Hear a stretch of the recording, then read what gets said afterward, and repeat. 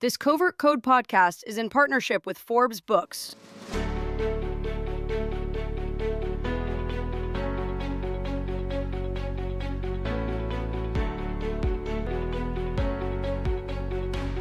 Aloha, my name's Anna Covert. In this episode of Authority as a Growth Strategy, a Forbes book series presented by the Covert Code, the topic is the big picture of authority and brand leadership. My very special guest is Beth LaGuardia Cooper, newly appointed president and long-term CMO for Forbes Books. Beth is best known for building data-driven marketing engines, smart MarTech strategies, and high-performance teams. Today, we're breaking down how buying behavior has shifted, how trust is earned, and where real leaders are leaning in.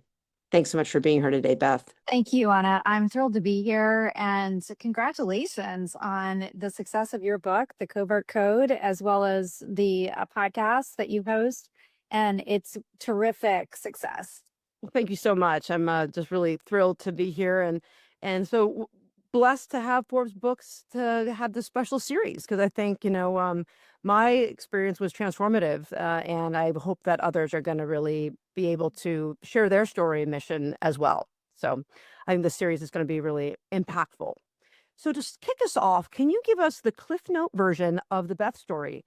You had such an amazing career. How did you get to where you were, to where you are now as newly named president? Oh, you bet. Well, the Cliff Notes, I've been in marketing for 30 years, and in my career, I've pretty much done it all from product management and pricing to brand strategy to marketing communications across a variety of industries. And most recently, having been at Advantage for 4 years, I've had the opportunity to put all of that work into practice with our many CEO authors who are like you, Anna, working to build their brand and make a bigger impact with their purpose, their mission, and the message that they're willing to share their wisdom and knowledge with all the rest of us who can learn from them. So that has led to, most recently in January, Adam Whitty, our CEO and founder, asking me to take over the role as president. And the reason that I'm super excited about that, I've been on the promise side of things, so promise and delivery for the past 4 years, 30 years in total. And that has been wonderful, of course. Now I'm on the delivery side, and it's not really a tough job because we are delivering on the promise that we make to our authors today. It's just my job to make us better and to grow and scale what we do in the most efficient and innovative way possible. And at the end of the day, you said it at the end, it really comes down to leading people effectively to open those doors they need to do their best work. Absolutely. And, I think that we're just in this, I know that 2026 is the year of authority for you guys over there. And I think that it couldn't come at a better time or more important time because as we've both seen, behavior is shifting dramatically. People are really scared out there. They're not sure who to trust. Tell me, what are you seeing? How is AI transforming buying behavior? Yeah. You said a big word there that is all over AI issues, trust. And it's actually something that is really nicely complemented by thought leadership, the work that we do. And what I mean by that, we all as buyers and as consumers, even as workers, as professionals, are using AI every day, all the time. We're using it to shortcut things we do, to complete rote tasks that we don't necessarily need to do anymore. We can focus on bigger things. And we're asking for information to be compiled that we then have to sift through and figure out if we trust and use that to make decisions in our lives. And so a big part of the future of AI is going to be finding the trusted guides, finding the experts, and information that has citations and reputation behind it that we can feel comfortable, that we can use in our lives to represent us and what we do, either personally or professionally. So so trust is a big one. Certainly with respect to discovering our brands, discovering us, whether we're sellers and operators of businesses or people who want to be found for what we have to say.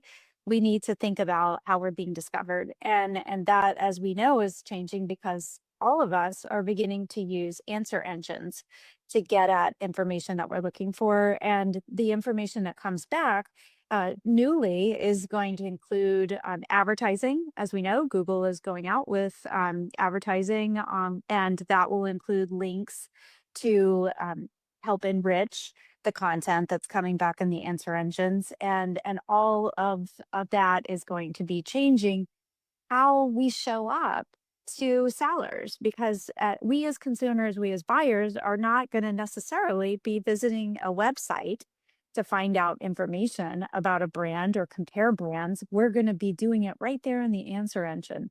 And the information we find there is going to lead us very far down a funnel to talking to brands who we're considering or possibly even making purchases directly. So, yeah, Yeah. it's a big change. Yeah, and I think that I love that you brought up the AEO, because I think another thing that's really interesting, and just for the listeners out there, there's kind of three waves. There's SEO, which we know about. It's like search engine optimization started. It's been going on for about 20 years now. AEO, or ask or answer engine optimization, what Beth was talking about, really we started to see in 2020 kind of emerge itself. And right now we're right in the throes of this exciting time of GEO, which is generative engine optimization. And what you'll notice now that we're saying this, when you go and Google someone, like go and Google who is Anna Covert, or who is someone who has written a book about digital marketing or protection of brand, something like that, into AI. What you're going to start to see is results will appear. But now what's new is at the very bottom, you're going to see it ask you, would you like a comparison? Do you want me? And that's the generative engine optimization. And I think that there's like a lot of opportunity here, but also a lot of risks of how much trust are we going to give to these engines, right? What are your thoughts on how to navigate, or get, I guess, more upfront into this? How are we going to be seen? How are we going to be found in these engines? Yeah, you bet. So I'm really locking this in right now on a few things. So one is making sure that you have factual information that is concise and really easy for answer engines to pick up, because it's really specific, it's accurate, and it's consistently used, the factual information that you have across any platforms you own, like your website, as well as your social profiles and other places where you might exist, in Crunchbase or other directory sites, and so on and so forth. I also recommend thinking about and really being sure that you show up in earned media, because we know that like 50% of the content that the engines are bringing back in terms of the answer engines is coming from earned media, or at least non-paid media. And those are inclusive of our blogs, our podcasts, as well as the third-party media outlets that have reputation and can be trusted. So we want that information to be current, recent, covering trending topics where your audience is going to be looking and searching to discover you. And we want to make sure that we make available that information quick, easily for the engines. And we know how we show up. So we should be searching on things just like we would expect our consumers to. So just as we did with SEO, we know how we show up and how others do as well. So I recommend that in a very big way. And I think beyond that, certainly things like recognizing that everything doesn't just happen in the answer engines or in SEO or, GAO, there is real life. So IRL, in real life, we have communities, we have relationships, we have the opportunity to network. We don't write letters and send mail anymore like we could. And frankly, those are places that aren't going away, and they're going to be places you could show up authentically, and inclusive of speaking opportunities where you can really tell your story. And that's something that is truly human. So you're never gonna beat the human telling a story that's relatable, that brings emotion, that twists and intertwines wisdom with experience. Yeah, I think that you're right. And I think that especially right now in today's day and age, people are creating this authentic experience. And I know there's a lot of leaders out there who have before kind of been, oh, they're going to step back and they don't want to be in the limelight. They don't want to, they don't want to have their name known in this kind of way. But I think that that's all got to change, right? Because the only way that you can really be a leader of today is to be out front, to be your true self, so people can see you, can hear you, can even through, maybe it's not, in person, but experience that through the blogs, through the book, through whatever these outlets are. And that's how they'll really, the only really way that people are gonna trust you. Yeah, I mean, you know this so well, you do this so well. It's not about having an ego.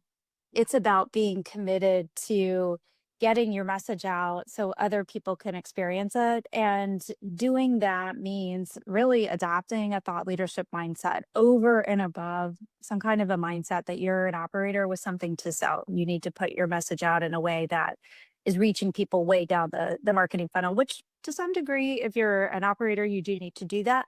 But let's bypass all of that, be a thought leader, serve something greater, make a bigger impact, and bring people into your funnel who you never would have had the opportunity to talk to before because they were making a decision before you even knew about it. Right. And I think that you're right. I think another thing that people forget about is that there are over 250,000 websites that go live every single day worldwide. Right. So when you're looking to think, is Google going to see you, find you? Are these engines going to know you exist? And the answer is no. And even if you're paying for SEO services and you're doing these things, you're up against a lot. And it really is all about rank. And when you think about that and you separate yourself from the ego, right? And you say, okay, well, how are you going to get this online reputation with enough authority to really make an imprint, right? To make that impact. And I think that's one of the reasons why you guys have achieved such a great platform, because you know that the combination, right? What is that combination that you tell a CEO on, really how to become a guide and influence the buying decision? Sure, sure. Well, at first, it starts with knowing what end you have in mind. So, what are your goals? Really the audience you're talking to? What really is your message? Let's crystallize that and make sure that it's differentiated from what others can find, and that it is valued by your audience. My bachelor's degree is in economics, and I feel like it comes into play every day because you have buyers and sellers, and you need to meet where value is shared. And that's really what it comes down to at the end of the day is really having the ear to the ground to serving your audience, whatever that means, and giving them value without expecting value in return Right. is a part of thought leadership. So that begins to get people's minds open. It allows you to frame your narrative. It gets solutions out into the marketplace, and to the degree that the benefits will come, the benefits you're looking for in terms of return on investment and return on impact, if you will, as we talk, or return on authority is another way to say that. They will come because you're paying attention to the right thing at the end of the day. Yeah, it's like reciprocity, right? Like you can't get something unless you give something. I remember when I first was going to write my book, and people were like, well, why would you want to tell people how to do what you do? I'm like, well, because then they'll never want to do it on their own, what I mean? But I mean, of course, Yeah. I mean, that though, when they see what I do, or I would get on with clients and screen share. I mean, of course, the reason I wrote the book is because I needed to reach more people faster, and I was so outraged. I had people crying to me on the phone about how much they had been losing in digital spend. And when the book came out, we were at 30% of fraud, and now just a year later, we're at 60% of digital fraud. So the story is even more important, but. But once someone, I get on and screen share, they realize that, yeah, they could do it themselves, but they don't want to. And I think that's another part of, what is your end goal? I think that's a really great way of putting it. Yeah, we're talking about trust, we're talking about thought leadership, original thought, people who are there to make it better until the end. People are going to hold your hand through a process. That's not going to be AI. So it's funny because I think about what are you going to be doubling down on in the age of AI? And there are plenty of things that have to do with systems and tools and innovative thinking. But I would also say, and the very first word that comes to mind is people. Mm-hmm. I'm going to be doubling down on the talent that we have because us on the other side, we need people to walk us through all this information overload and understand what to trust. And really, even further than that, I like to say our outputs are only as good as our inputs. And our inputs are biased inherently because we sit down and we ask questions into an engine, or we go out and we look for answers to problems that we have personally identified. And we don't see all this stuff behind us. It's like we're snorkeling in Hawaii. We don't see all this other stuff behind us. So we're only seeing what's in front of us. And we do need those other voices. Hopefully that many of those other voices are in trusted circles that you're surrounding yourself with.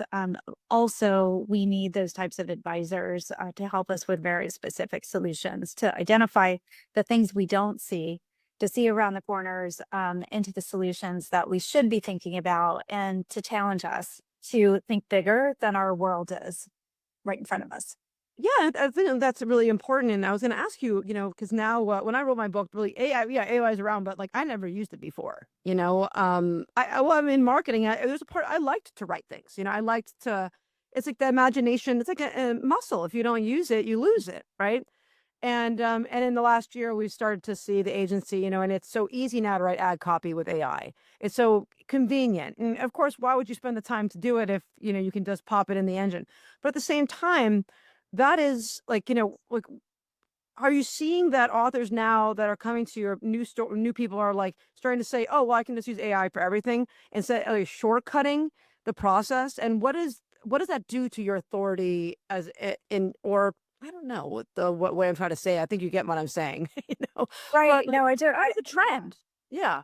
I do. I actually had a meeting about this morning. We were talking with a partner who is focused on building websites. So in the creative space and the development space, two areas that are being disrupted in a very big way by AI opportunity, and said, hey, guys, people are coming to AI led web design outfits, and they're seeing $12 a month to build your website. Well, how do you think about that? How are you talking about that? What is it that you're hearing, and what are you assessing on the other end? And it's much like with creative. If you do, and this would be a good thing for anybody to do, is go out, if you haven't done this, and try to build creative with AI tools. Well, you can get pieces and parts of the picture, and a lot of times you can get like 70% of the way there, and perhaps inspiration that you didn't come to the table with, that you're building upon as you're interacting with your AI tool of choice. And then you get kind of stuck because you just need more. You need more than that. And you can't make changes in the way you want to, because you can't impact the back end of this entity that you're building. It's not like that. It's not like somebody can go in and fix the code and make adjustments here and there to really kind of massage something to its final destination. And also, how about, as you continue to iterate, and that's really where I would say having someone there, perhaps, inspired and leveraging tools to make their job more efficient, comes in. And most of the time it's the expertise. I mean, I sit, you and I, having this conversation and thinking ahead to it, you don't you don't need to sit back and prepare or think for the first time about something, because you have 20 and 30 and more years of experience behind you, having approached many different situations. And so the opportunity to look at something fresh, take it in and apply all kinds of your thinking alongside your leaning forward into new things that you haven't tried before, is something that truly is human, and is really an opportunity for us as thought leaders, as original thinkers, to shine. Yeah, and I agree. And I think that that's one of the things that I love. I don't write any code, but I've been building WordPress websites for most of my career, right? And now with AI, it's nice that I can, instead of having to use a developer, I mean, I have a whole team of developers, but if I don't need to, if I want to just, pop it up there and say, hey, AI, like write me some HTML. There's a little too much spacing here. I take a picture of it. It's wonderful. But when the problem with the consumer out there is when they think that they can shortcut real thought, right? And a lot of times when it's your baby, and I think businesses are all of our babies and we're so close to them, you can't see beyond your own thought process. You don't, Right. you're not connecting because it's too close to you, right? And you can't get to your point. If you're using AI, it's even closer to you. You're talking to it, and it's never going to be able to give you an objective thought that an agency could give you, or a designer hearing what you really are asking for. And I don't think the AI is going to ever really be able to hear what someone is saying behind the prompt. Yeah, I think about this also as the value. When you think of a team, you have people who are more or less, or sometimes people more or less giving you support for your idea. And yes, let's push that forward. Let's figure this out. Then you have those people who are the naysayers, the ones who are like, yeah, but if you really considered like this, and here's another way to do it, and yes, and here's another alternative that might be 90% different, but to make it feel good. And those people who change your mind, who bring different thoughts to the table, who expand upon what you have come to the table with in a very different direction that elevates 1 + 1 to 5, are even more valuable today than they ever have been. And that's where largely the human comes in. That's what we're talking about. The people who execute on what you came to the table with, the things that are executable in with technology, those are things that can be disrupted to some degree or to a large degree. It's the real like elevating that thought in a unique way that's never been thought of before, that's putting pieces together that are often very different than the inputs provided are that's where you're getting tremendous value from your team. And I think agencies, they're getting a lot of hard time in terms of disruptive talk going on right now, are really well positioned because they're used to coming in and looking at a situation, as you said, from the outside in.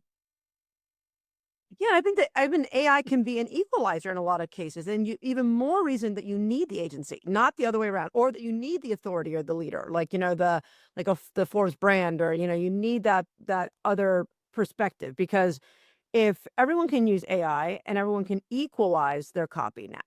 Right. So now I come to a website, and maybe everyone looks a little more similar, instead of having some websites that you're like, oh my gosh, this per person didn't even know how to use spell check or whatever it might be. Now it's kind of like everyone's kind of looks the same. And then if everyone looks the same, how is the AI engine going to compare you to anyone? You cannot be everything to everyone. Right. Yeah, and the level, what you said is very true. The ability to level up, the ability to come with little resource and a shoestring and do much, much more. I mean, act like a much bigger team with a smaller team. Amazing. There will be amazing leaps and bounds for entities, whether business operators and beyond, to do that. No question. I love it for especially, solopreneurs and people who are operating with just very limited resources as well. But for the big resources, I mean, we're not putting our head in the sand. This is very disruptive. We're going to have to remake and rethink what our organizations look like and our talent, right? Because we have to bring our talent along. This is exciting, but this is scary, and it's also unknowns, and different people adapt in ways that are very different. So how are we as leaders who know what good looks like Yeah. going to lead that strategy into the future in a way that brings forward the next generation of workforce who we're going to be leaving this behind to? And that, I think, is a responsibility we also have. Yeah, and that's that AI proof, right? That we're doubling down on, and so what are your thoughts on what that is? It's building up, skill sets, and what else is there that people should be thinking about? Yeah, I mean, for certainly building up skill sets, working the muscle, right? Making sure that we leave space for innovation, for testing, for a constant empowering culture for people to feel like they can, be a part of the strategy, that they're not being just led forward, dragged forward into the new. Certainly, there's a lot there, and I don't want to be too focused on AI because it's critically important, but it also leaves all this space for what we're going to crave, which is community. We're going to crave those in-person opportunities. We're going to certainly crave talking to a human who can relate to us and really kind of feel what we're feeling and show us that it's feeling what we're feeling and help us iterate on solutions. I think we are absolutely going to appreciate that more as qualities and qualifications and skill sets and assets and resources in our companies.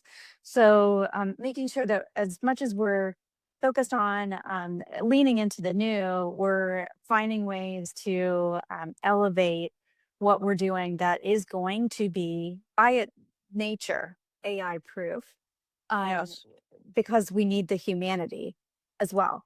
So it's both leaning in and in those two ways. And then certainly there are things that are going to be really truly disrupted, and we should not be um thinking that we're going to somehow sidestep the things that can be done. We should, this is what you do, you test it. And I know I do. You said it. Copywriting is something you love to do. I do too. Yeah. I love to write my articles. I love to prepare myself for things based just upon like what I'm bringing to the table. And at the same time, I have had a great experience with getting inspiration. It's like, okay, I kind of like the way this is the direction this is going a little bit, and I iterate. So Yeah. it's almost like we're building off one another, and I can appreciate that too. And then I can plan my trip to Napa Valley using AI, and it's phenomenal. Exactly. I mean, I think that, I think this, you're 100% right. Like I just got back from a mahjong tournament with my mother. And I was super excited because I placed in one of the mini tournaments. So I like received an award and and I was like, wow, it was like me and the old ladies, right? There's a big gap in age, but it's making a comeback. And I think that something that I was really resonating with was this idea that you're talking about of community. I think that we're just missing out nowadays, right? And the younger generation is really like they have the thirst, maybe it's because it's post-COVID combination of these things with AI and this the scrolling that they want the authenticity and they can sense it. They can feel it out, right? And I think that's one of the things people are going to be looking more toward is this ability to get together and without your phone and it's like the same way I feel about. I mean, it's a little different than being with a group, but when I read a book, right, I feel that it's something like it's not watching television, which is a different part of your you can't imagine anything, like when you read a book, same thing as when you are in a group experience, it's an experience, right? That's more Yes, I think it's more meaningful. It hits a different part of your being, right? And people are going to want more of that.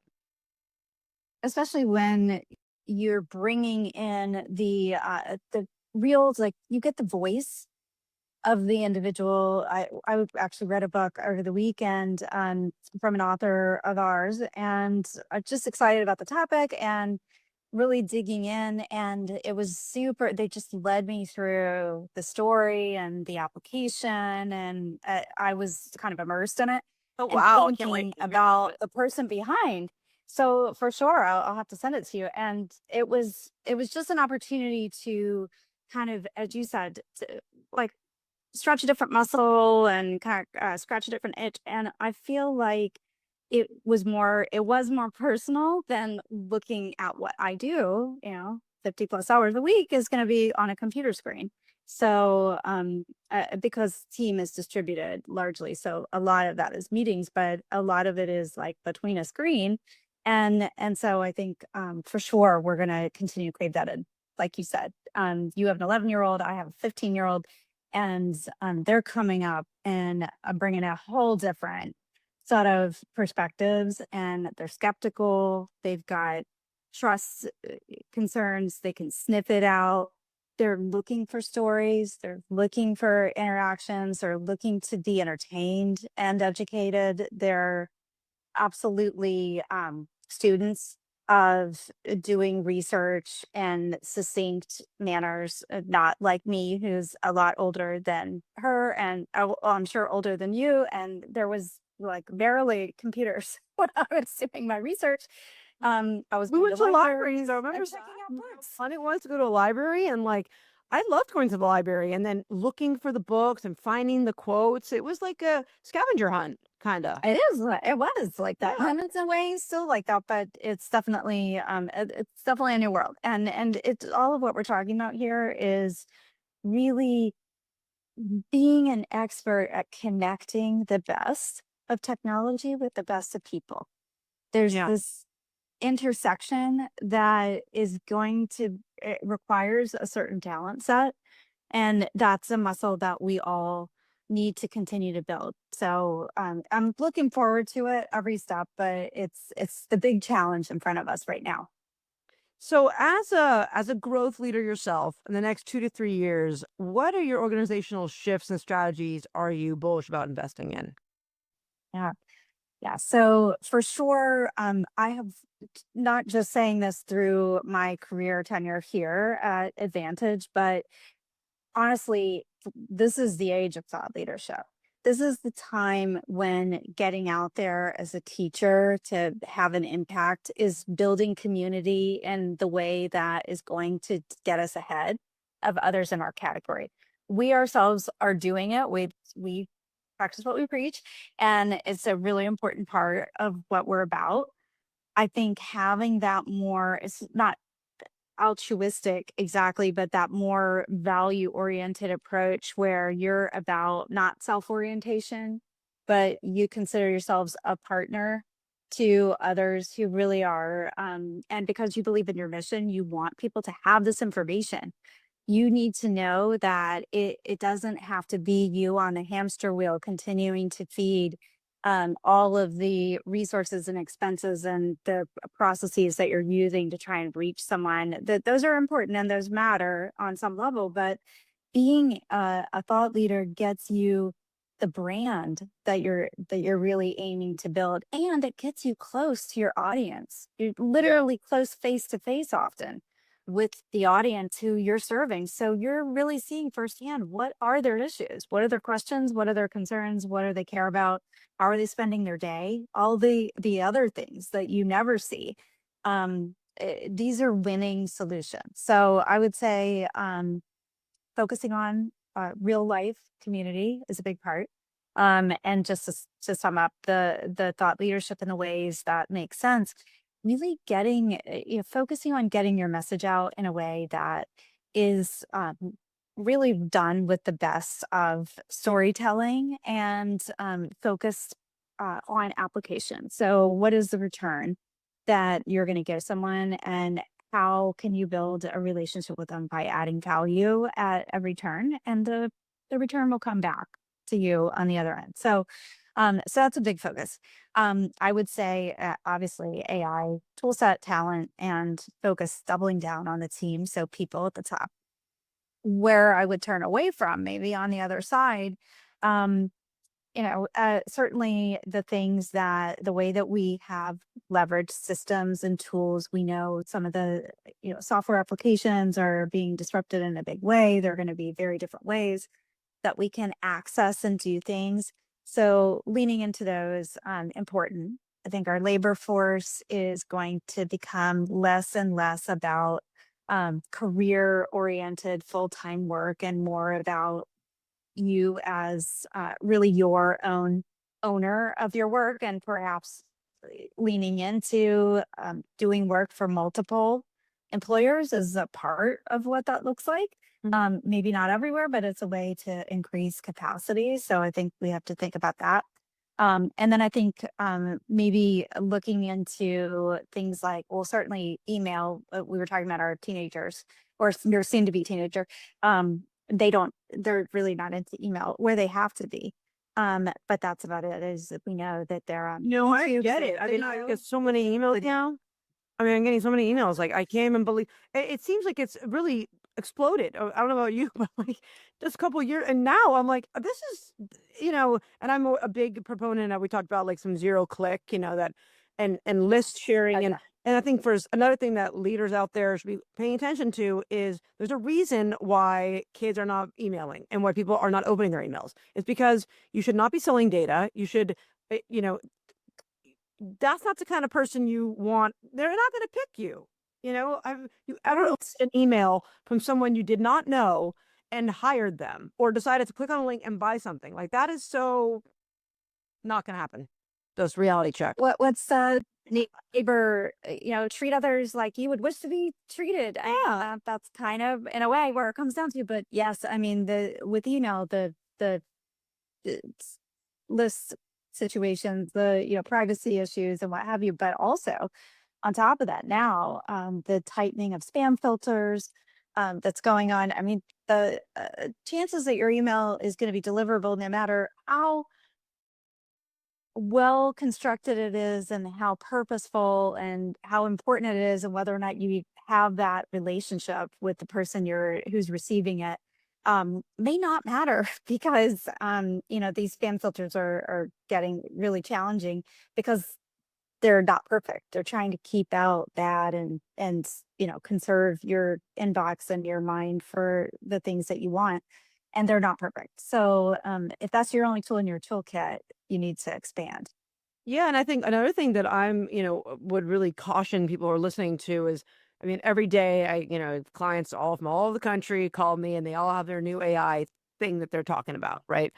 And there are so many solutions out there. And I think that it's easy to just get trapped into thinking, oh, well, this one's, you have to do something now, and oh, that this one's a better price. You don't know necessarily who's behind these AI solutions. You don't know, this is your data. This is your customers' data that you're responsible for.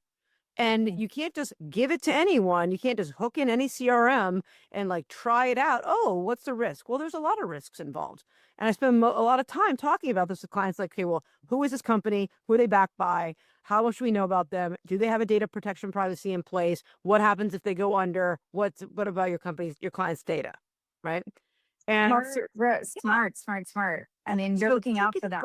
yeah. So let's take a deep breath, everyone. And like, we know it's happening. It's going to be fast and furious, and you don't want to be caught up, just like the Bitcoin kind of thing. I mean, now it's going great, but there was a time, there's all these cryptocurrencies, same thing. People are they get so anxious that that's when you can really be taken advantage of and quickly. But what you can't be taken advantage of quickly is by writing a book, I think, right? Because you're in control of it. It's a time-tested and proven strategy that has built authority, been the number one way we built authority for generations.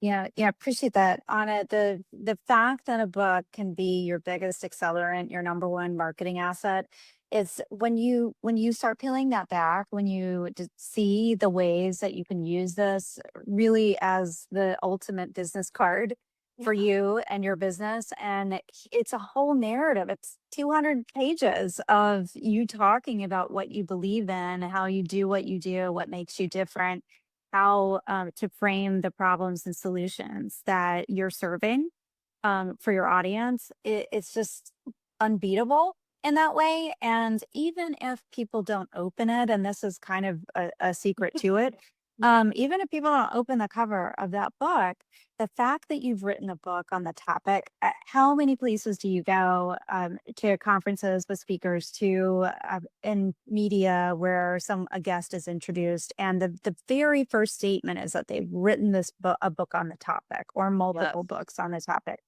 And that's a way of saying highly credible.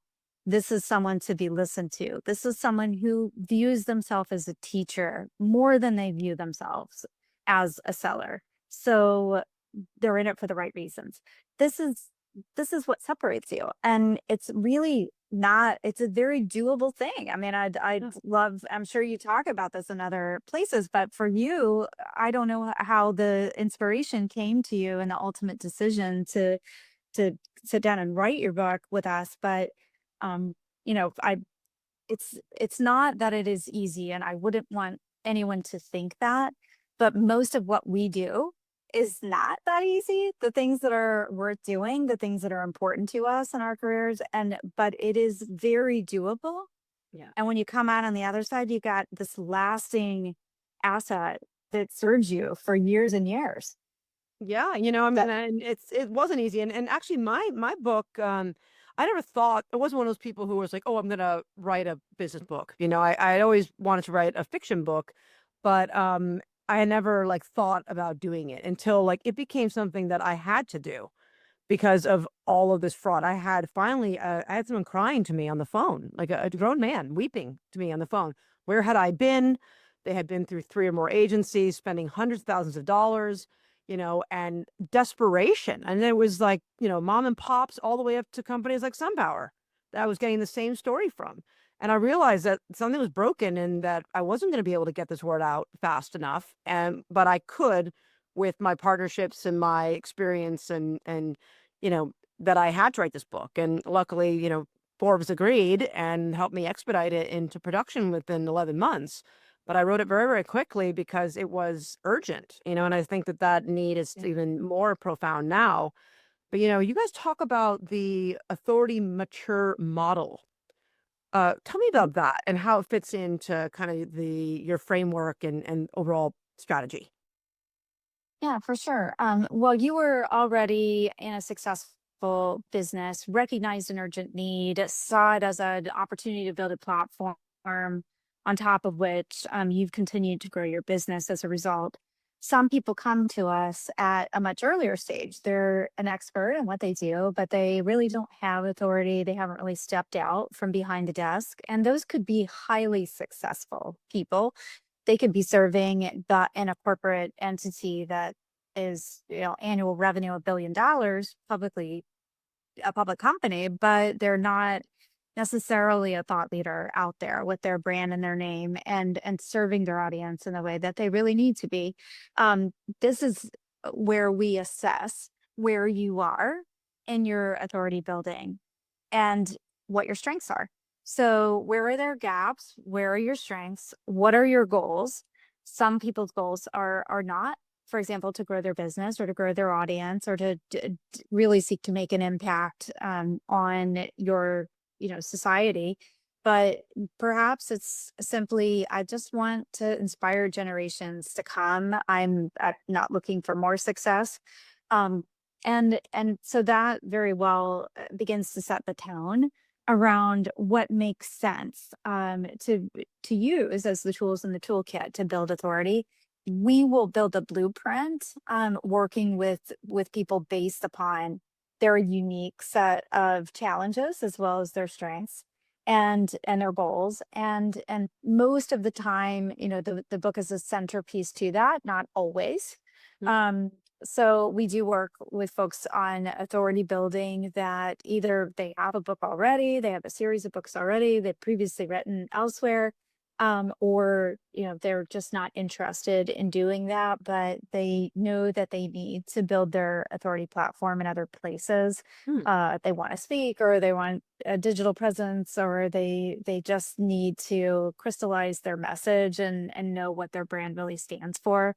So we take you at the on-ramp you're on and look to accelerate that in the best way possible with the best use of resources to do it. So that's really what the process looks like. And I would say from a standpoint of really kind of leaning into what the opportunity is, this is not an ego-driven, we said it earlier, effort. This is about making impact. So you kind of have to take off the imposter hat. You have to take off the hat, as you said, someone came up to you and asked that you're going to give away all your secrets, so you won't have anything left. Those are common. Also, really understanding what return looks like, and that's what we aim toward from the very get-go. And knowing that it's a partnership. So we're going to look fluidly as things change. Your world, things change a lot. So your goals in 2027 are going to probably look somewhat like 2026, but you may have some very different challenges on your horizon that the market is dealt to you, or a competitor is coming in, or the market, your audience is really kind of you're seeing diminishing returns in areas. We're going to constantly strategize to keep up with that, but also to look around those corners ahead and help you be the first through them. That's our goal. Yeah, and I think you guys do a great job of that. Like that media hacking, is that's what you guys call it, right? Where you, or no, Newsjacking. Newsjacking. Media hacking. That's a new word we can use. Like, I like it. I kind of like it. yeah. And for everyone who's listening, that's really like, how can what your story match what's out there in the news right now happening? Yes. And with so much news that's happening, I think this is the time really for newsjacking. And as long as it's positive and meaningful and not fear-based, I think, and that's what's most important about being a thought leader, right? You don't want to drive fear. You want to create solutions and empower people to do that and be guided. Inspire change and inspire movement for sure. I think newsjacking, just to note that for sure, is a big part of what we do, not just in PR, but PR is the base of it. Our news team is focused every single day on combing through the trending news, not the fly by night stuff, but the trending news that can be bridged to or from through our authors, through our thought leaders. So then we're reaching out with the creative pitches to get them included in the conversation and and bridge to their topic. And what's great about that, flexing that muscle, is the ability to get to your audience where they are and show yourself to be someone who cares about what they're thinking about. And then as the opportunity is right and the time is right, you're there, you're already known, you're building your reputation, and you're being viewed as someone to be trusted. Back to trust. That's it. That's it. So, well, this has been very exciting. I guess I think we really talked about everything we wanted to talk about. Is there anything else that is on your mind about the Actually, future it's a here, great place to about, pivot because on our you know, next what elder episode, the leaders are last one in the doing series, to I was sitting really down with lean Terry in Staton, besides, and we're building talking about authority how to online start with through the end in mind. And so I these think that's topics like we've a already great place to be. discussed. It's like, what do you want from this Yeah. book, right? I What is mean, the the end only thing I goal? can think And of then that you might the want to team will ask me help on you is figure out the strategy and the visibility and the how market authors see relevancy, return. I mean, you right? know what your On how personal to pursue. Absolutely. experience is, Absolutely. but And Terry is a what master at when it. So people are thinking you about guys something are like this, going to have a treat there. it's Yes. it's an Well, thank you so much for investment being here. If of someone wants to time get a and money hold of and you, how can energy, they and find often you is and there's an chat more? opportunity Yeah, that absolutely. you're So if passing on anyone to wants to do reach out to me this. directly, they can So find me on our when is website. it right, and what are And the returns that people see? But just other than reaching that, out to I our think this has generic been number, so they'll much find fun. me as Yeah, well. this has been Great. good. Well, thanks so much I'm for gonna ask being you here, that question. Tyler. So, And please join me on the do a next pause so episode I of got a this quick note. special series to commemorate the Year of So Authority. Beth, And I will see a you lot in of the times when pixels. people are Aloha. making choices about where to invest marketing resources, there's a big investment in, as we talked about, time and money in writing a book. How do people or your authors really qualify or return on their investment? And because, this is not something that is an easy endeavor to do. Yeah, it's a great question, and your personal experience on this front. What I see at scale, a lot of cases are talking with authors. The question of how do I know or have an expectation of return on investment? And it's not about selling copies of the book. So the first thing to dispel is that you might sell copies of the book and make some percent back of return, but you're not going to turn into a billionaire through the sales of your book. So once you get past that, and recognize that it really is almost about not even selling a single copy, but giving away your book, Yes. giving it away to audience, finding ways to monetize the book and other aspects of what you do as a thought leader. So as example, speaking for those of us who speak already, and perhaps either we have a speaker's fee or there is opportunity for us and our brands when we have presence at events to share our book with conference attendees, having the conference either offset that cost or translate some of one's speaking fee into giving out books is one way. Mailing copies of a book to influential prospects who either you want to be associated with as a brand, or people who you want directly to work with and to invest in you. So giving that out as typically isn't something that is easy anyway to throw away as someone sending you A brochure. a letter or Yeah. brochure, or even, to put the coffee mug in the uh, kitchen in the office, but not keep it on your desk and think about this company and how can we work together. It's a lot more impactful in many ways. I've had a lot of people say that they've gotten board appointments through this. So those people who are looking to build their thought leadership as a board leader and give back in other ways, that's another route as well.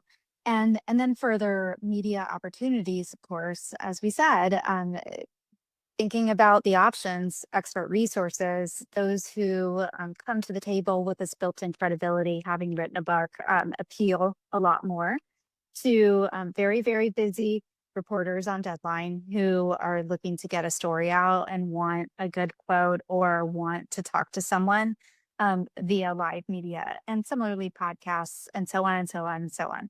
So opening doors at the end of the day, how to use the book to fully open new sets of doors that one is not getting into, and measuring those is a key component to this. And we are unrelenting in figuring out how to do that, and have many ways to maximize the visibility and sales of the book directly, as well as those indirect opportunities. So it's all of the above. Yes, and I have experienced all of those things that you've just said. So that is 100% true. I've received speaking engagements, and it is so wonderful to get to send someone your book, and when you get to sign a book for someone, the feeling that you have when you are giving them this gift, and it's really beautiful. And I will say that I know there's probably people out there who are thinking to themselves, okay, well, I could self-publish, which I've done this year with my second book, but there's a big difference between how you can get authority.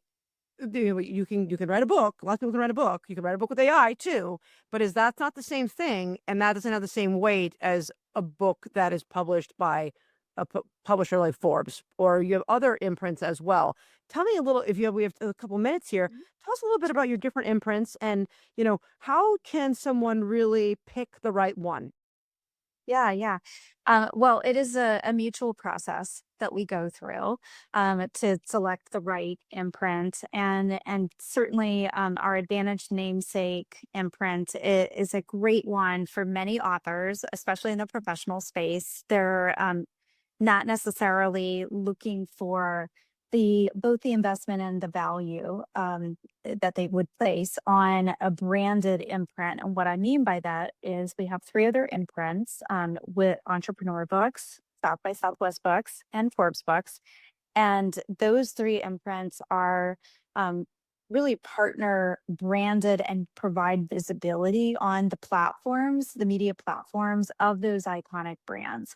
So what you're getting there is both doors open in terms of visibility to reach those audiences. For example, with Forbes and the Forbes audience, you're also getting 100-plus-year-old iconic brand next to your name that really says to people, this is, this is a very selective group of authors. Today, several hundred who have published under Forbes Books, and you're rubbing shoulders with other authors who are incredibly accomplished with incredible stories and are truly inspiring. And further, your brand is to be valued in that same light. And it's not easily measurable. The brand equity value.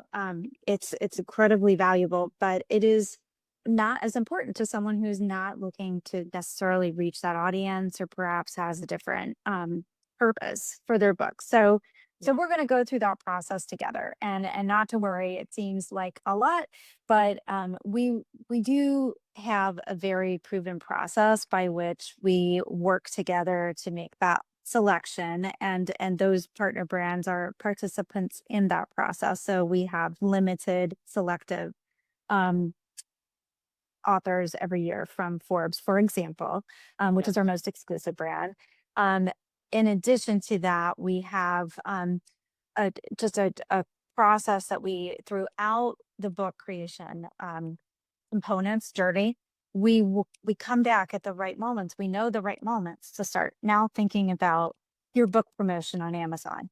We start thinking about how to get your message out at your launch, how to pre-sale and pre-launch your book, how to really show up in the best way to get the biggest bang just post-launch. And then later on, how to renew that message, how to make sure that it doesn't get stale. That's true. I mean, I remember when I first launched my book, and I had people sending me pictures from the airports, and it was so exciting, right? Yeah. And yeah, no, and I think that's it really is a very special experience to work with a brand like Forbes. So I appreciate being selected. Thank you for that. So Yes. Well, for we are honored. yeah. So Beth, tell everyone, and we're gonna have more information on the websites about how people can, apply and do this first step in getting their blueprint evaluation if they've already written a book or if they want to conceptualize their book. But how do people get a hold of you, and is there any, next steps for someone who wants to, reach out? Sure. Well, you can get a hold of me on LinkedIn, easily findable, and then further to contact us and take the first step, which is simply a complimentary discovery consultation. We are going to talk together about what this looks like, answer all your questions that are burning, and determine together if we'd like to take what is a very small first step, which is just to build a book plan together. And that's the place where we talk about both what this could look like and bring it to life in a very, very detailed way. That's no obligation. So I think I recommend this truly because it's just a no-brainer when you're thinking about crystallizing your strategy and really knowing your narrative. It's like going through a very deep dive into your brand strategy and your content strategy and coming out with a real deliverable, 40+ page deliverable. It's a really unique thing we do. So that's an easy thing. And the easiest way to get to that is to go to theauthoritycompany.com, where we house our entire portfolio of brands, and you can find the link there to contact us and the navigation. So we can help you with your simple questions and just a directional consultation, and we can also help you really dive into this and make it a reality. Yeah, yeah, and I will mention that during my blueprint, it was really, really, I thought, very valuable, because when I had first written my book, and when I reached out, I wasn't even done. I didn't think I was done, and I was at like 57,000 words, and I was talking to Samantha or whatever. She's like, "You should stop writing." Well, no, but I have more to say. She's like, "No, no, no, you should stop writing." But one of the things that I really appreciated about my blueprint was that I thought that I had to kind of prove or explain how I accumulated the knowledge that I learned. Because, when we went to college, and even now in universities I've spoken at Bentley and NYU, they're not even learning the digital marketing of today, right? They're learning about analytics and it's like, I thought that I kind of had to, and Heather was the one who was my editor, and she basically said, she's like, no, listen, like no one cares how you got there. We just care that you're there now. Right. And it was very liberating because I had, a lot of people I was mentioning at the beginning of my story, and as a woman, women-owned business, there's been a lot of ups and downs in terms of like, kind of realizing that, I had to get rid of a business partner and other things at the beginning. And so it was very like a very good experience for me. And I felt much more empowered with like the content that I had. And so I think it's a great exercise for anyone to go through. And Yeah, love that story. yes, and we will have we'll on the Covert Code, and inside of the link to right below here in the YouTube channel for those of you who are watching this, and if you're listening, I definitely recommend you watch it too, so that you can see Beth and we can experience each other in real FaceTime. But there'll be a link to the website where I'll have a form to make it really even easier for you to get into the right hands over there at Advantage. And the next segment, we'll be diving into additional topics, so be sure to stay tuned. Thank you so much. Thank you, and I'll see everyone in the pixels. Aloha. What an incredible first episode. Beth gave us the big picture, how authority, visibility, and trust are fundamentally reshaping how leaders grow in an AI-driven world. But now that we understand that strategy, the next question becomes personal. Who becomes the face of that authority? In our next episode, Authority Brand Building, Becoming the Face of Your Brand, I sit down with Natalie Mazzarella, and we talk about how personal brand is no longer optional, and how leaders who want to stay visible need to act today. The episode is streaming now. To learn more, visit thecovertcode.com/Forbes Books. And we will have 4 amazing episodes in this mini-series, Authority as a Growth Strategy, a Forbes Book series presented by the Covert Code. I'm so grateful to be here today with you. I hope you enjoyed this episode, and I will see you on the next one. Aloha.